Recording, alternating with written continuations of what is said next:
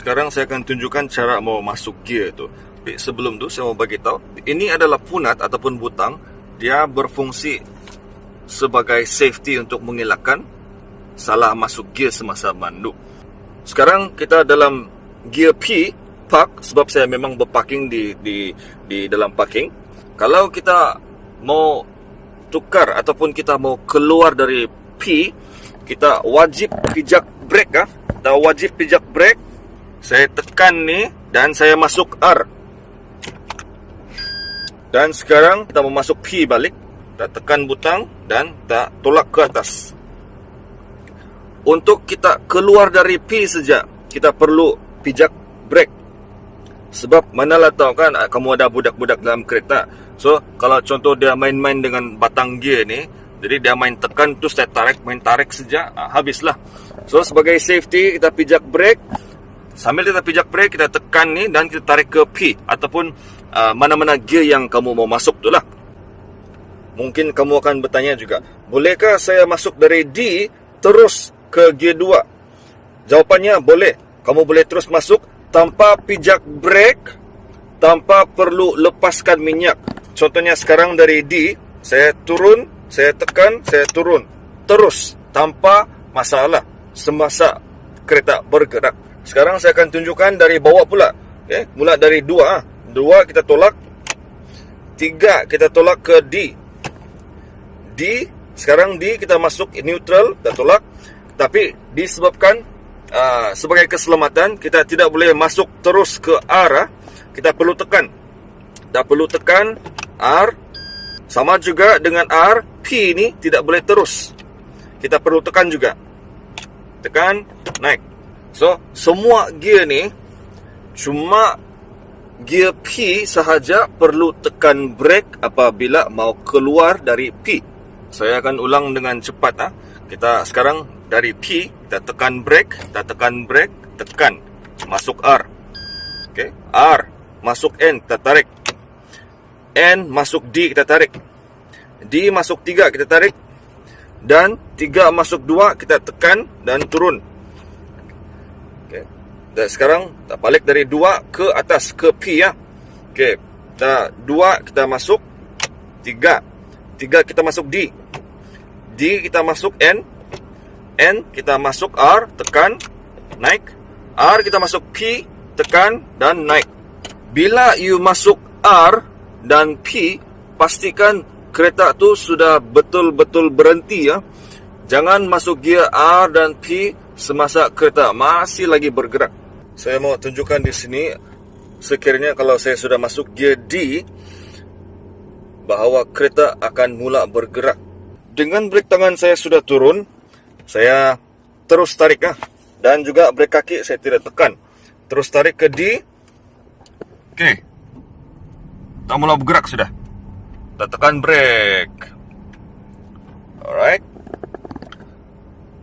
Dan saya mau tunjuk juga, kalau you masuk R, tekan butang, tolak pergi atas.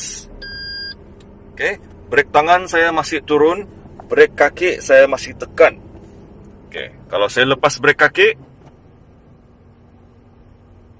okay, dia mula mengundur sudah.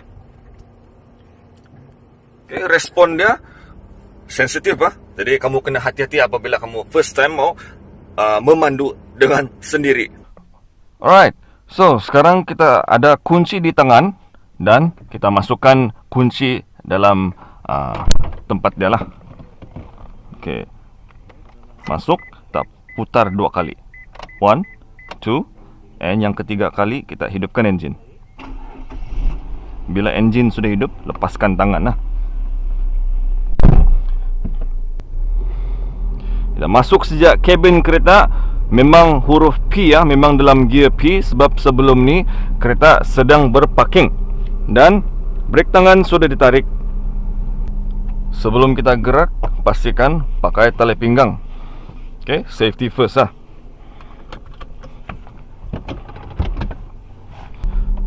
Apabila you mau bergerak sudah, pijak brake dulu, pastikan bahawa kereta tidak akan bergerak. Dari P, tekan butang, tekan punat, tarik pergi D. R and D. Okey, masuk D sudah. Brek tangan kita turunkan, tekan, angkat sikit, turun. Selagi kamu belum mau jalan, jangan dulu lepaskan brek kaki ya.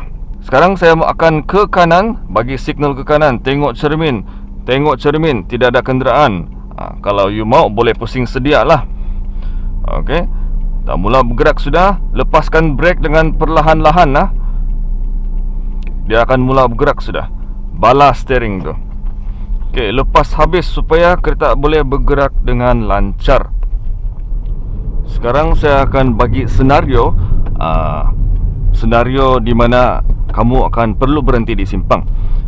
Macam kamu nampak ni, seleko ni, depan sana ada simpang Jadi saya lepaskan minyak, saya brake dari awal lagi. Saya brake perlahan-lahan supaya dapat kawal untuk kelajuan kereta. Berhenti sepenuhnya dan brake sepenuhnya apabila you mau berhenti betul-betul, tidak bergerak sudah.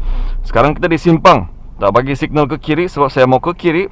Tengok sebelah kanan tidak kereta, tengok sebelah kiri tidak manusia.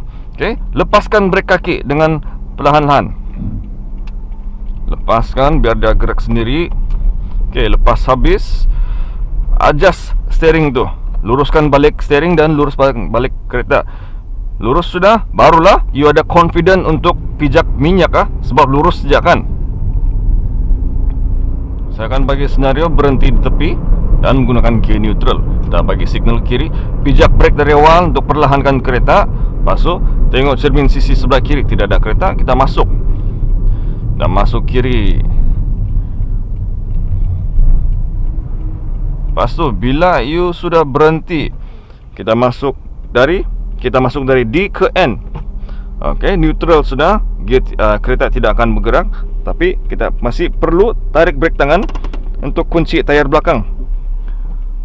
Dalam situasi ini, kamu boleh juga pilih untuk masuk gear P dan tarik brake tangan. Terpulang dengan kamu.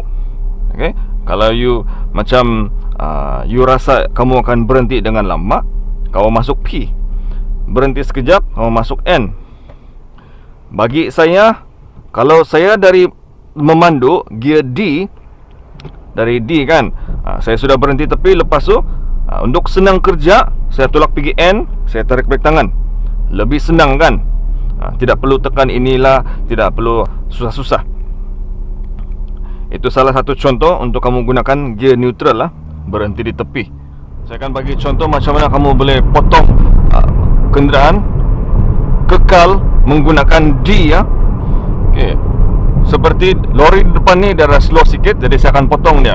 Saya cek keadaan dulu. Okey, signal keadaan selamat. Jadi saya pijak minyak saya pijak minyak terus.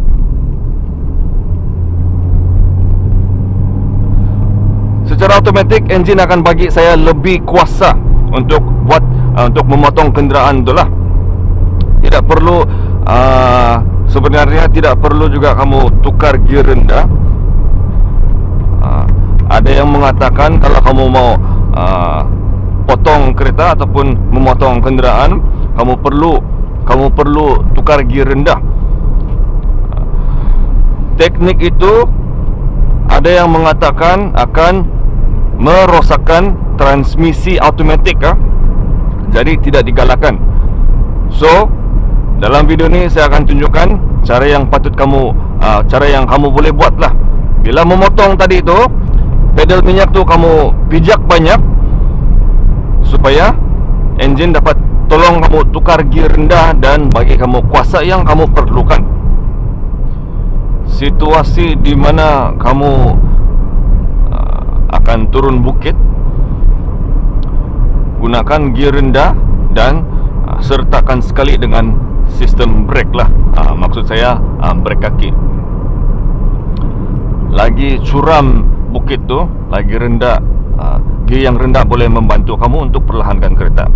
Okey, so sekarang saya mula turun bukit sudah. Untuk tidak bebankan brake kaki itu, saya turun gear 3. Sekarang gear D, saya turun gear 3. Okey, and saya main brake. Saya brake sikit. Lepas tu saya lepaskan. Brake sikit, lepaskan. Jangan brake secara berterusan itu tidak bagus. Brake sikit, lepas. Brake sikit, lepas. Untuk kekalkan kelajuan kereta semasa menurun bukit. Sebab masa turun bukit kamu tidak mau terlampau laju, itu bahaya itu. Bila jalan tu sudah rata, masuk balik gear D. Okey. Ada seleko tajam di depan, saya pijak brake. Lagi slow, lagi bagus, lagi senang untuk kamu kawal kenderaan tu, senang kamu kawal steering juga. Ingat tu, seleko yang tajam lagi selamat jika kamu slow. Apabila kamu naik bukit, kamu pandu macam biasa saja, kekal di D dan pijak minyak.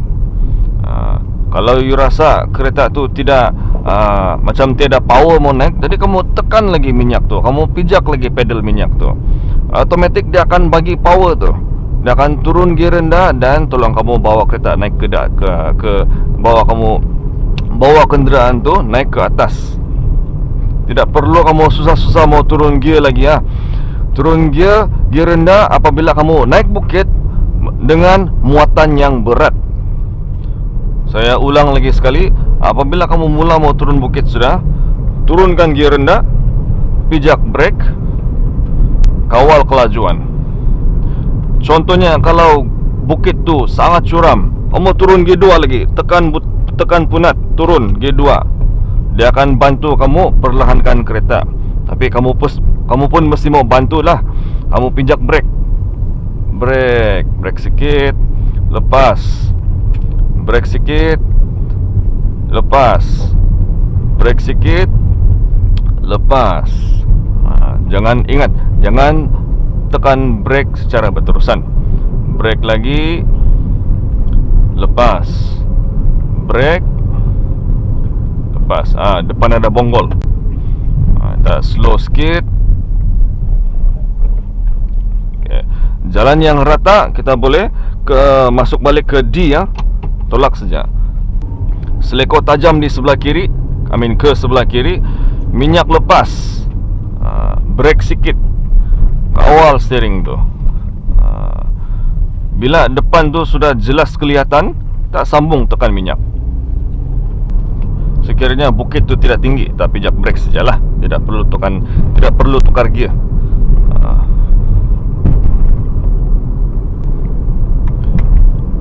Seleko tajam di depan, brake sikit, slow, bagi slow kereta ni supaya senang you kawal steering. Kawal steering tu, lepas brake, tekan minyak. So kita tengok depan tu akan kita naik bukit. Jadi macam saya bagi tahu, naik bukit pijak minyak macam biasa. Tidak perlu turun gear. Pijak minyak, pijak lagi.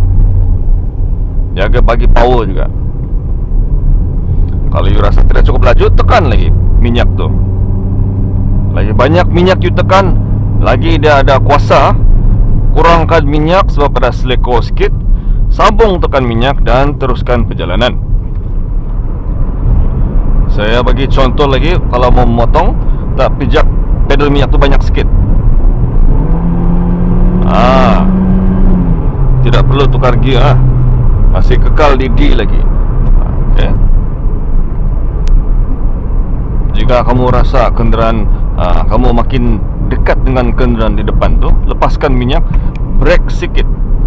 Brake sikit jika perlu untuk perlahankan kereta. Tak mesti mau jaga jarak. Senario seterusnya saya akan tunjukkan berhenti di lampu isyarat. Depan sana ada lampu isyarat.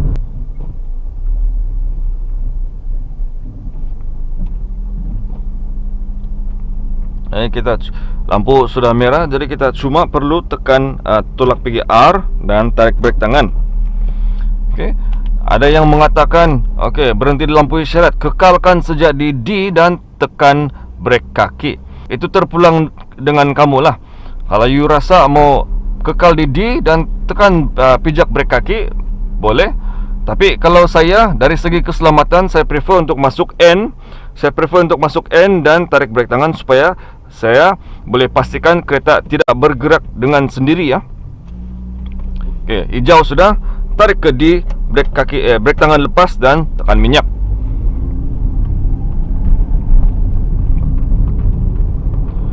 bila kamu masuk simpang, yang paling penting kamu kawal kelajuan. Kamu tidak mau masuk simpang terlampau laju, tak bagi signal. Dari awal lagi kita pijak brake.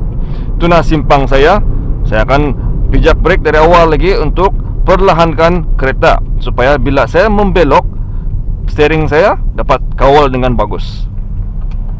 Pusing. Nampak ni betapa slow saya masuk simpang. Untuk yang beginner, saya galakkan begitu slow saja, take it slow and easy. Kalau semua benda you mau buat cepat, memang habislah.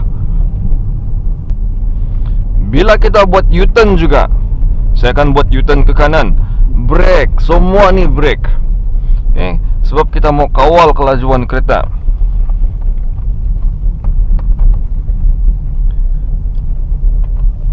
Right, kita balas and brake sepenuhnya untuk berhenti. Alright, so contohnya bila kamu sudah sampai di destinasi kamu, masuk P, tekan tolak ke atas, tarik brake tangan dan brake kaki, selamat untuk dilepaskan sudah. Okay. Tali pinggang buka, aircon off, dan kita buka kunci.